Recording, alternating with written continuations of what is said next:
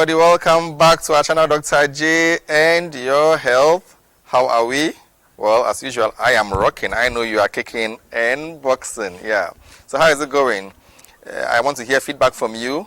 If you are new to our channel, please do want to subscribe, like, and share the videos, okay? Go back and watch our previous episodes and learn more about fasting and your health, all right? This channel is just to give us more education about health issues, okay? Now, what more do you want to know about all that we have discussed? Are there issues that you would like to seek clarity on? Do want to ask, and we shall be available to respond to you, all right?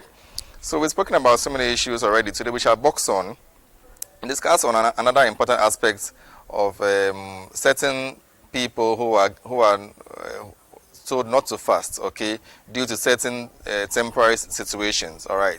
We've already tackled acute illnesses and fasting, all right. I think today we'll go on and then discuss traveling, okay. So some of us feel that we can fast while traveling, all right, but the Muslim is exempted from fasting while traveling, all right, as well as sickness and the others as we know. Okay, so today we just focus on traveling, all right. Maybe some go with the excuse that during the time of the Prophet Sallallahu Alaihi Wasallam, they used to move on the deserts, they used to move on camels, walk a lot in the sun, you know, dry environment. So of course, traveling during those times would be very difficult, and as we all know, there will be an added stress to the already stressful situation that you are going through as a result of your fasting. So some say that, all right, it's just fine if fasting was exempted then, but today they feel they can fast. Okay, so what challenges do you face when you're fasting that could hamper your health? Okay, and why should you choose to fast or not to fast while traveling? All right, so there's this common phenomenon that we know, motion sickness, all right? So we'll probably come to this topic in greater detail after the month of Ramadan, when we will start discussing various conditions into detail and look at certain remedies for these, all right? This one will just focus on whether you should fast and not, and what it could be the implication whilst you are fasting. Okay, certain research have shown that, all right, about 67% of people suffer from motion sickness, all right?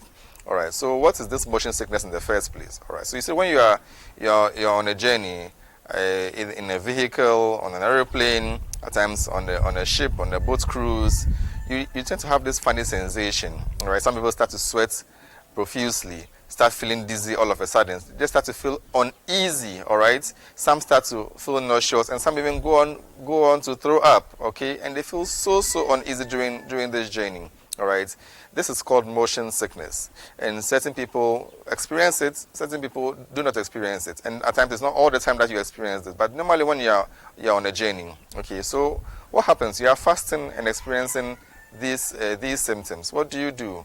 All right, already your eating is limited. Now you start to vomit. You are bringing out the fluids. You're getting dehydrated. You're not able to replace the fluids. We've spoken about fasting and dehydration, spoken about fasting and stress. All of these could be compounded in such an instance. Okay. Also, you want to take in certain medications to treat you, or certain remedies to be able to overcome this motion sickness while you're on a journey. You are fasting.